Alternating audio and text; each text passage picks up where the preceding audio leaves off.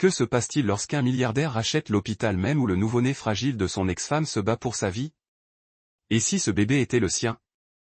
Un bébé dont le petit cœur pouvait s'arrêter à tout instant. Emma Carter berçait doucement son bébé dans un coin de l'unité de soins intensifs néonatale. Le grincement de la chaise, seul bruit rompant le silence des machines. L'horloge au-dessus de la porte affichait 3 heures. Cette heure étrange où la nuit et le jour se confondent, où l'épuisement semble peser plus lourd que la gravité elle-même. Elle caressa du doigt le petit nez de son bébé, puis la douce courbe de sa joue. « Et, mon petit guerrier », murmura-t-elle en déposant un baiser sur sa tempe. « Maman est là. » À côté d'elle, le moniteur bipait à un rythme régulier. 15 minutes plus tôt, il avait hurlé si fort qu'elle avait cru que son cœur s'était arrêté. « Fausse alerte », dit gentiment l'infirmière. « Ça arrive. » Mais Emma n'avait pas pu le quitter des yeux depuis que sa blouse de sa dernière garde était entassée dans un sac à ses pieds. Quand l'alarme avait sonné sur son téléphone, elle avait traversé la rue en courant, enfilant un jean et un pull en un clin d'œil, et s'était effondrée dans ce fauteuil comme si c'était le seul endroit où elle pouvait s'appuyer. Entre ses gardes de nuit en pédiatrie, les rendez-vous interminables chez le cardiologue pour son petit garçon et cette douleur lancinante qui remplaçait autrefois le sommeil, épuisé, n'était plus un mot assez fort. Son appartement après le divorce était petit, mais près de l'hôpital, et à cet instant précis, la proximité était la seule chose qui comptait. Son téléphone vibra sur ses genoux. Elle jeta un coup d'œil au message. Ethan Parker, réunion avec l'équipe de cardiologie à 9 heures. J'apporterai le café. Les lèvres d'Emma esquissèrent un sourire.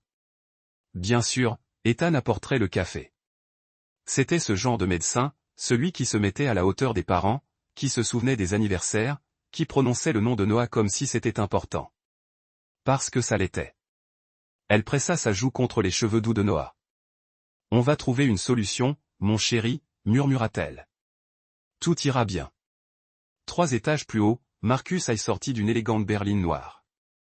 Il tendit ses clés au voiturier sans se retourner, d'une démarche calme, assurée, puissante. Son costume anthracite lui allait comme un gant. Chacun de ses pas trahissait un homme qui maîtrisait le destin d'un simple trait de plume. Fondateur et PDG de Hay Capital Partners, l'homme qui transformait les entreprises en difficulté en success stories fulgurantes. Le mois dernier, cet hôpital était devenu sa dernière acquisition, un projet à impact communautaire avec des retours sur investissement substantiels. Son oreillette vibra de demandes. Tokyo voulait qu'on le rappelle. New York avait envoyé des prévisions actualisées. Son chef de cabinet lui rappela l'agenda du conseil d'administration. « Donnez-moi 15 minutes, dit Marcus en consultant sa montre. Je veux commencer par le service de néonatologie. Des rénovations sont prévues. Je veux voir ce qui a vraiment besoin d'être réparé. » C'était la version officielle, la vérité. Marcus aimait l'énergie d'un hôpital, la gravité de la situation, les décisions qui comptaient plus que de simples chiffres. Si cette soif de réussite avait consumé son mariage, eh bien, il ne s'attarda pas là-dessus aujourd'hui. L'ascenseur le conduisit au service de pédiatrie. Il scruta les couloirs d'un œil d'homme d'affaires. Sols abîmés, vinyles craquelés, un banc encombré où la circulation était dense. Autant de points positifs pour ses architectes. Mais lorsqu'il tourna au dernier coin vers la pouponnière, il se figea. Emma. Son nom résonna dans sa poitrine comme un coup de poing. Elle n'avait pas changé, du moins pas de façon significative. Ses cheveux étaient tirés en un chignon négligé, ses manches remontaient jusqu'au coude. Mais d'ici, il voyait bien que ses yeux avaient perdu leur éclat sous l'effet de la fatigue. Elle était recroquevillée dans un fauteuil à bascule, un nouveau-né blotti contre sa poitrine, des fils et des tubes encadrant le berceau à côté d'elle. 3 ans. Voilà combien de temps s'était écoulé depuis la dernière fois qu'il l'avait vue. Depuis la nuit où il avait pris un vol pour Singapour au lieu de venir à leur dîner d'anniversaire, depuis qu'elle avait emballé sa vie dans des cartons pendant qu'il signait un autre contrat. Il appelait ça le hasard. Elle appelait ça une habitude. Et elle avait raison. Marcus appuya sa main contre le chambranle de la porte pour se stabiliser. Le divorce avait été prononcé il y a à peine 9 mois. Le bébé ne paraissait pas avoir plus de quelques semaines. Sa gorge se serra. Des calculs mentaux s'emballèrent dans sa tête. Non, n'y pense pas. N'y pense pas. Emma releva la tête. Leurs regards se croisèrent. Un instant, la surprise traversa son visage. Puis elle disparut, remplacée par l'expression impassible et méfiante de quelqu'un qui avait déjà été trop souvent déçu. Elle se décala légèrement, inclinant son corps de façon à ce que le visage du bébé lui soit tourné. Marcus sentit sa poitrine se serrer.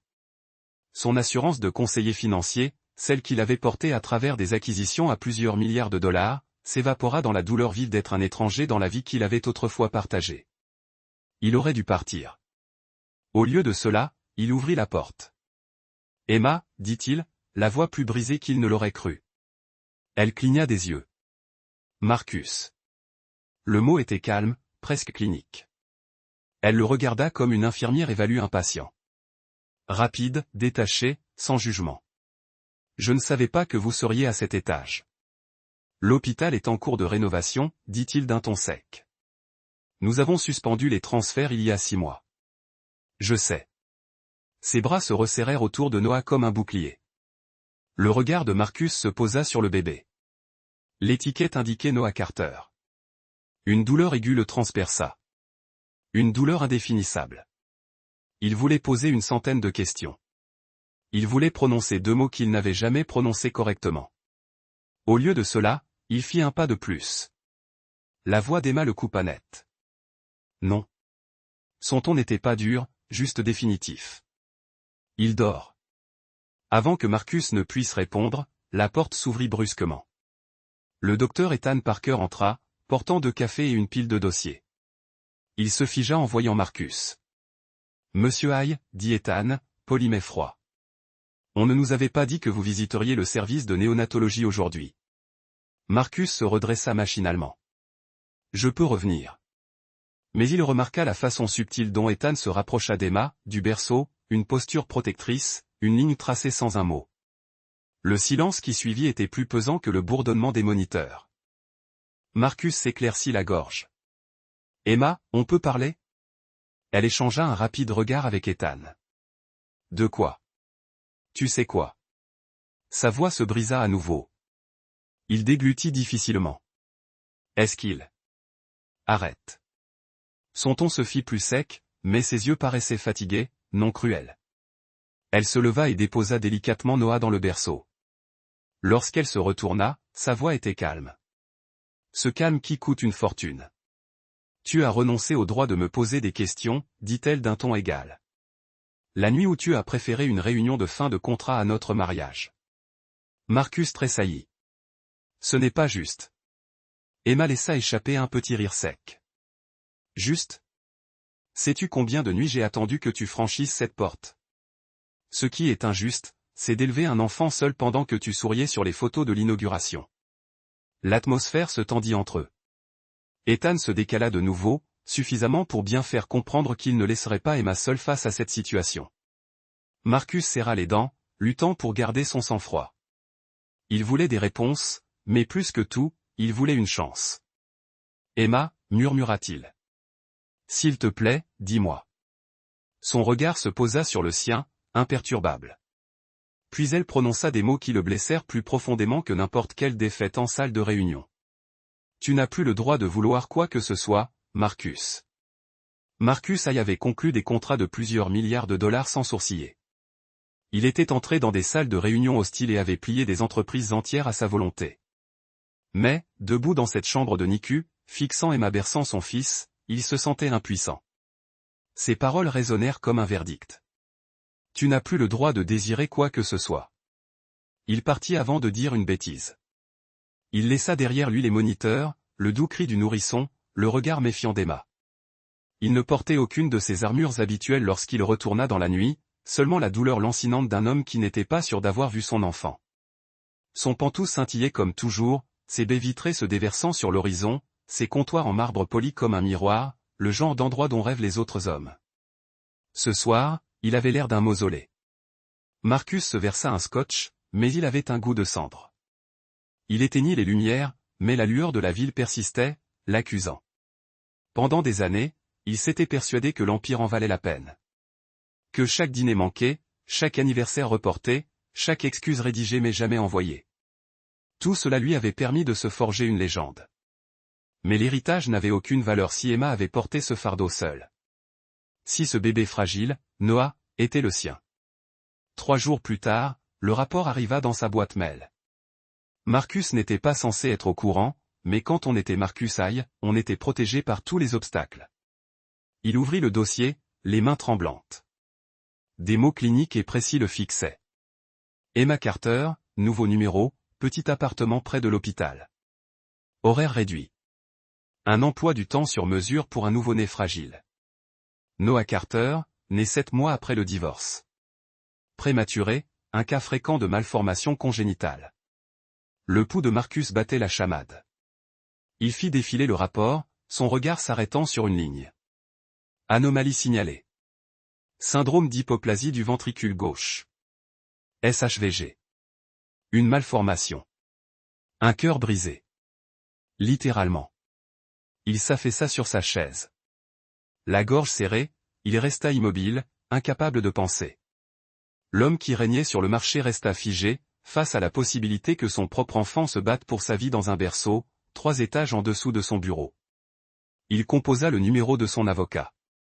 Sa voix était monocorde, mécanique. Que faut-il pour obtenir un test de paternité? Pas grand-chose si l'enfant est en bonne santé, répondit son avocat.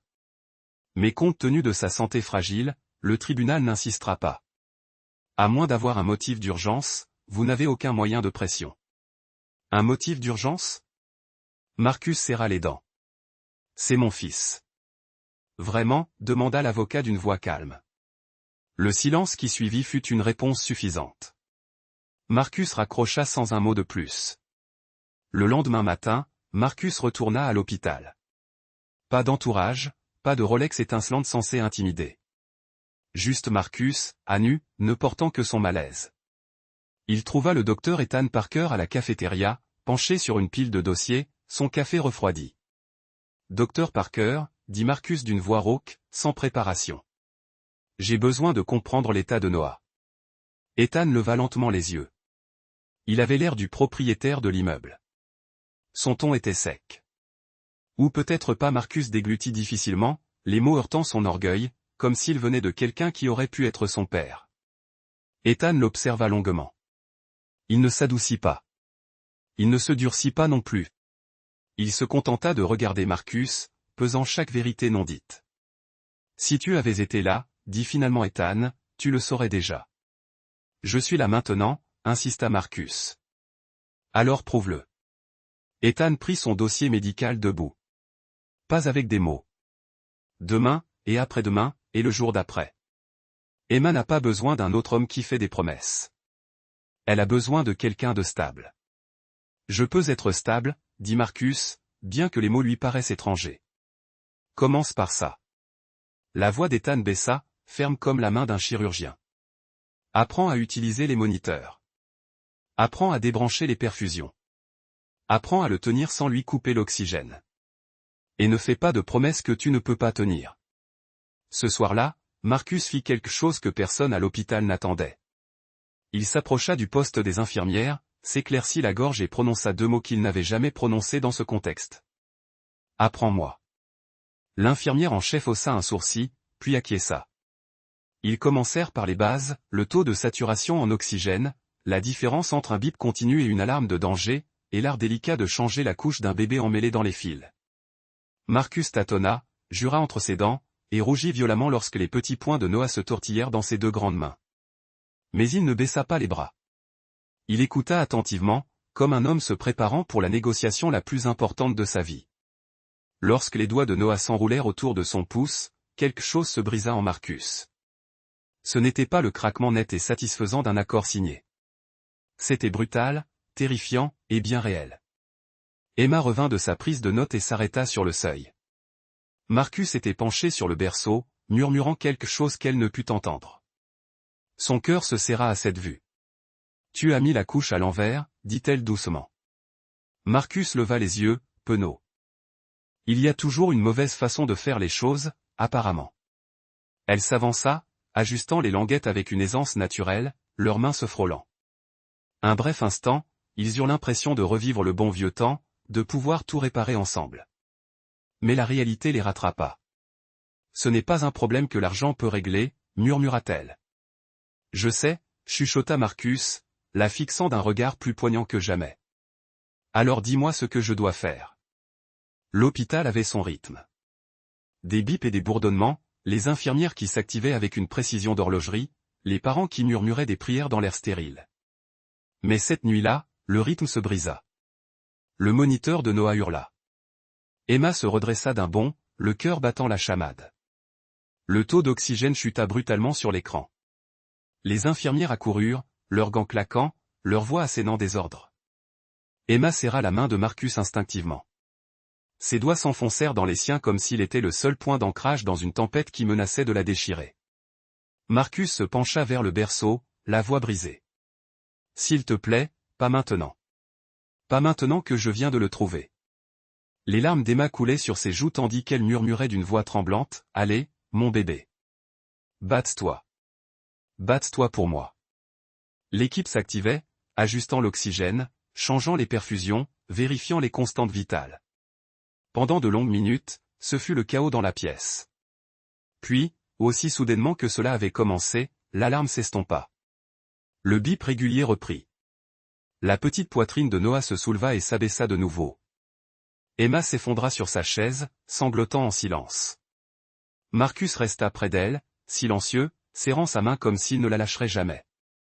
À l'aube, le docteur Ethan Parker entra, le regard grave. « Nous devons accélérer le processus de transplantation, dit-il. Son cœur faiblit plus vite que prévu. » Emma pressa son front contre le mur, essayant de se contenir. Marcus se tourna vers Ethan, la voix rauque. « Que fait-on » La réponse d'Ethan fut empreinte de fatalité.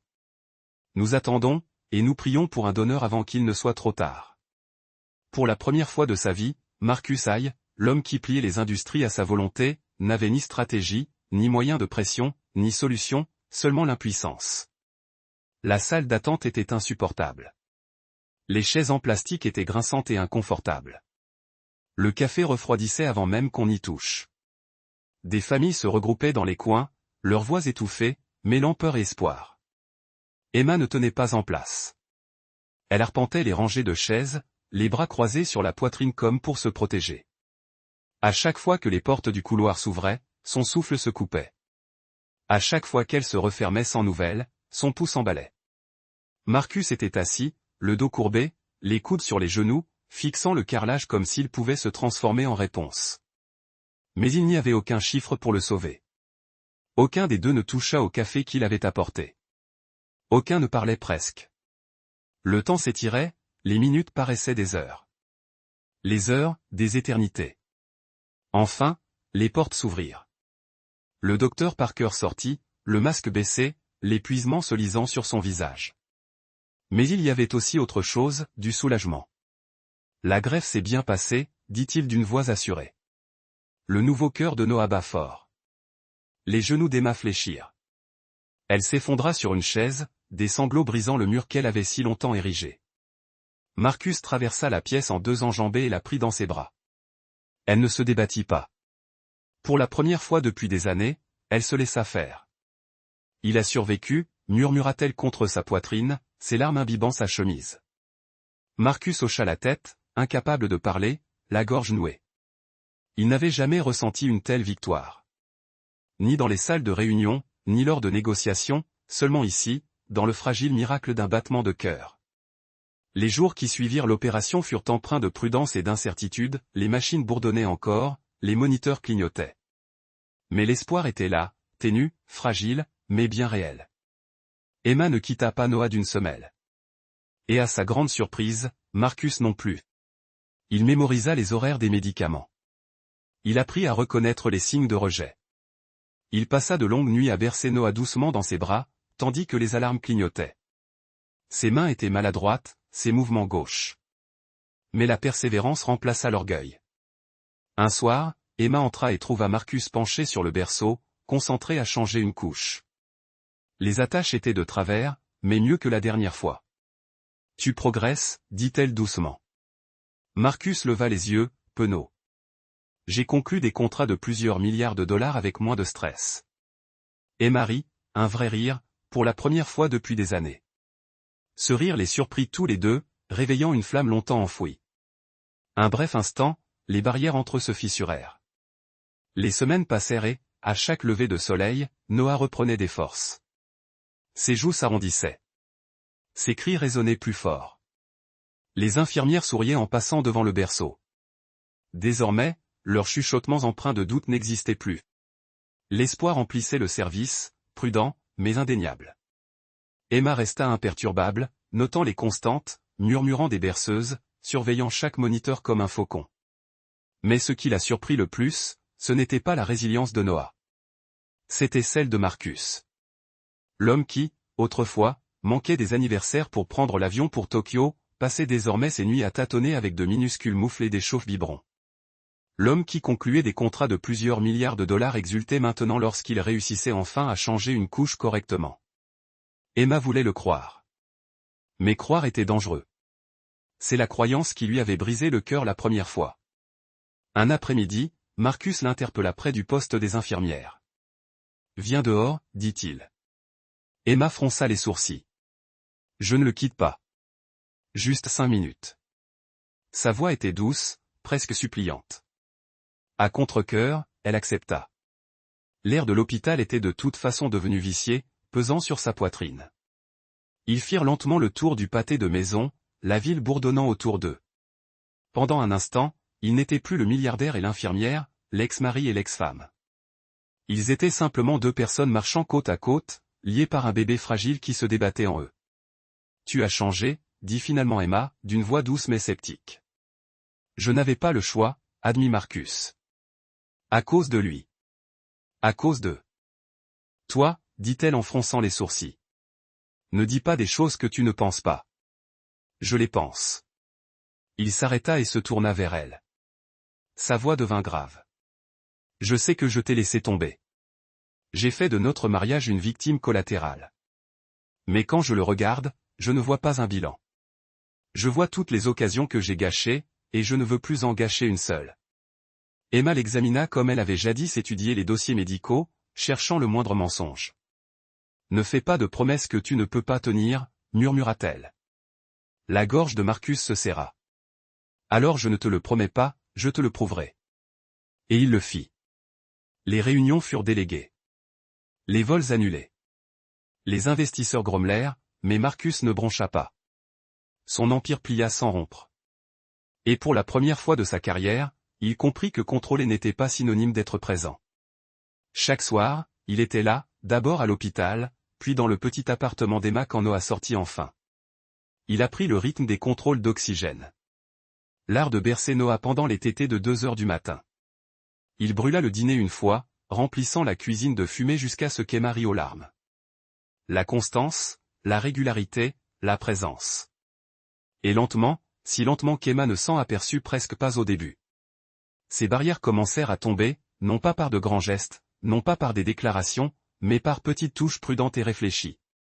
Un soir, après que Noah se fut enfin endormi, Emma s'appuya contre l'encadrement de la porte, observant Marcus accroupi près du le berceau.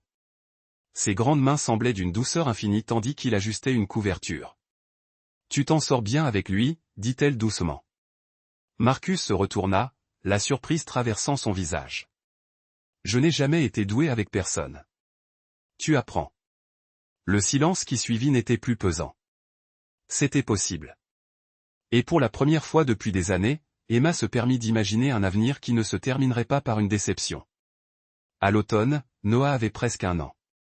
Ses rires remplissaient le parc tandis que Marcus poussait sa poussette sur les sentiers sinueux, lui montrant les feuilles écarlates et les écureuils qui filaient. Emma marchait à leur côté, son pull serré contre la brise fraîche, les yeux doux en observant le père et le fils. C'était ce qu'elle avait imploré autrefois. Non pas la perfection, juste une présence. Et maintenant, elle était là. Marcus avait changé. Tout le monde le voyait. Son entreprise fonctionnait mieux maintenant qu'il ne l'étouffait plus par son besoin de contrôle. Les réunions se terminaient à 18 heures. Les investisseurs murmuraient à propos de son nouvel équilibre. Les employés disaient que leur PDG semblait plus humain, plus disposé à écouter. Ils ignoraient la raison. Seule Emma le savait. Un soir, après que Noah se soit endormi, elle trouva Marcus sur la véranda de la maison qu'il avait achetée près de l'hôpital. Il ne buvait pas de whisky, juste de l'eau, contemplant le coucher du soleil en silence. Il est sorti, demanda Marcus sans se retourner. Immobile comme un roc, répondit doucement Emma en s'approchant de lui. Pendant un long moment, ils restèrent ainsi, le ciel teinté d'or et de violet. Puis Marcus prit la parole, d'une voix basse. Emma, j'ai passé des années à conquérir les mauvaises choses. Des immeubles, des marchés, des chiffres. Mais en me tenant là, j'ai réalisé que la seule chose que j'ai jamais désirée m'appartenait déjà, et je l'ai perdue. La gorge d'Emma se serra. On ne peut pas changer le passé, Marcus. Non, admit-il. Mais peut-être puis-je construire un avenir meilleur si tu me le permets. Avec hésitation, elle prit sa main. Leurs doigts s'entrelacèrent, incertains, mais réels. Reconstruire n'était pas simple. Les vieilles blessures ne disparaissaient pas du jour au lendemain. Certains matins, Emma s'interrogeait encore sur ses motivations. Certaines nuits, Marcus avait encore peur. Il allait encore échouer. Mais chaque jour, il était là. Il a lu « Bonne nuit », la lune, 3 fois de suite parce que Noah refusait de se contenter de peu. Il a appris à tresser les cheveux de poupée qu'Emma lui avait achetés pour s'entraîner. Il a fait brûler des crêpes le dimanche matin et en a ri au lieu de s'énerver. Et peu à peu, Emma a commencé à y croire. 6 mois après la greffe de Noah, ils sont retournés au parc. Noah trottinait entre eux, agrippant leurs mains, poussant des cris de joie à chaque craquement de feuilles sous ses pas. Marcus baissa les yeux vers son fils, puis vers Emma. Pour la première fois de sa vie, l'appel envahit. Emma, dit-il doucement, merci de ne pas m'avoir complètement rejeté, de m'avoir donné cette chance. Elle croisa son regard, les yeux brillants. Ce n'était pas une chance, Marcus. C'était un choix. Tu l'as mérité. Il se pencha, prit Noah dans ses bras et déposa un baiser sur sa tempe. Emma leva la main pour écarter une mèche rebelle du front de Marcus. Son contact s'attarda juste assez longtemps pour leur rappeler à tous deux combien de choses avaient été brisées et combien elles se reconstruisaient ensemble. Ce soir-là, ils rentrèrent chez eux, non pas dans le Penthouse aseptisé que Marcus avait jadis considéré comme le symbole de la réussite, mais dans une maison remplie de jouets, de rires d'enfants et de quelque chose de plus rare que n'importe quelle affaire qu'il ait jamais conclue, l'amour. Car, au final, la richesse ne se mesurait pas en immeubles ni en chiffres. Elle se mesurait en seconde chance. Et pour Marcus Haye, Emma Carter et leur fils, Noah, c'était le seul investissement qui comptait vraiment.